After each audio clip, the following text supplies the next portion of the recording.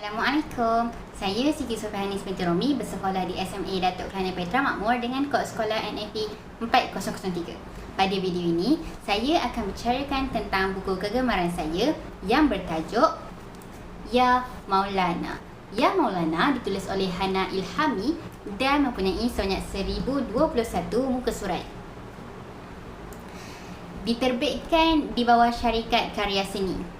Secara ringkasnya, buku ini berkisah tentang seorang Maulana bernama Iqbal yang ingin mempertahankan rumah anak yatim Darul Ulum daripada dipindahkan jauh dari laut untuk pembangunan hotel.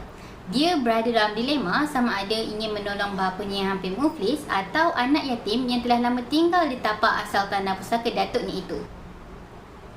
Terdapat 4 watak utama iaitu Iqbal, Adra, Sumayyah dan Rafiki. Iqbal adalah watak yang bertanggungjawab menguruskan Darul Ulum iaitu rumah anak-anak yatim. Menelusuri perwatakan Iqbal, dia disifatkan sebagai seorang yang sabar, tenang, yakin, sopan dan sentiasa bercakap lembut. Terselahlah sifat kepemimpinannya itu sebagai seorang pengurus. Watak yang kedua pula Adra. Adra digambarkan sebagai gadis kenek yang licik, yang sangat disayangi dan dimanjai. Semua yang Adra mahu, semua akan diberi. Kisahnya, Adra diberi tanggungjawab untuk memastikan Darul Ulum dipindahkan ke tapak baharu. Pantang patah di tengah, Adra sanggup melakukan apa sahaja untuk mencapai impiannya itu. Hasilnya, idea yang kurang cerdik itu mengaibkan dirinya sendiri. Apa yang Adra buat? Watak yang ketiga, Sumayyah, adik susuan Iqbal, seorang yang cantik, lemah lembut, sopan tuturnya dan seseorang yang sangat suka sastera. Mari saya bacakan salah satu puisinya. Bila Tuhan sudah berbicara, kita makhluk hanya perlu dengar, patuh dan tunduk kepada takdirnya. Ikutilah dengan jalan sabar. Watak yang keempat, Rafiki, iaitu adik tiri Iqbal. Dia digambarkan sebagai seorang yang tampan dan Casanova. Dia dan Adra perlu bekerjasama dalam projek pembangunan hotel di Pulau Sayak. Secara personal, saya suka pengolahan cerita ini. Teratur dan tidak bersimpang siur. Plotnya mungkin biasa dibaca, tetapi cara penulis menceritakan seakan dia menghayati setiap satu watak itu dengan mendalam, amat mengejutkan sekali. Selain itu, pemilihan kata yang dipilih juga sesuai dan mudah difahami.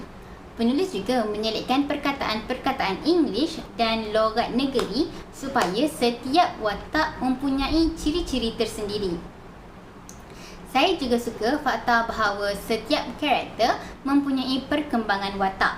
Misalnya, Adra Liana, dari gadis bandar yang pakaiannya tidak cukup kain, brutal dan tingkah laku yang kasar, kepada gadis bernikah yang sopan, taat kepada suami dan ibu bapa serta sentiasa tamak akan ilmu akhirat.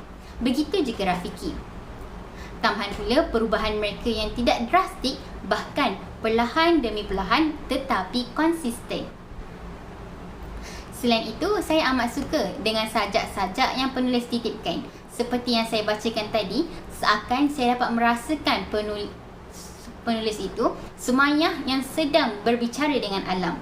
Kelembutannya, kepuitisan bahasanya membuatkan saya terleka seketika. Sepanjang pembacaan, saya dapat merasakan seperti menonton drama di televisyen. Watak mereka hidup kerana setiap perinciannya ditulis dengan sempurna. Saya sangat suka akan buku ini. Mungkin pada sesetengah orang, cerita ini klise. Tetapi percayalah, ia bukanlah suatu pembacaan yang kosong dan sia-sia. Terdapat banyak ilmu yang dikongsi dan boleh diambil iktibar. Bahkan tidak membosankan juga. Pada sudut pandangan yang lain, dia membuka pandangan saya terhadap sisi lain dunia, yang mana bukanlah suatu kerja yang mudah sebagai seorang penulis.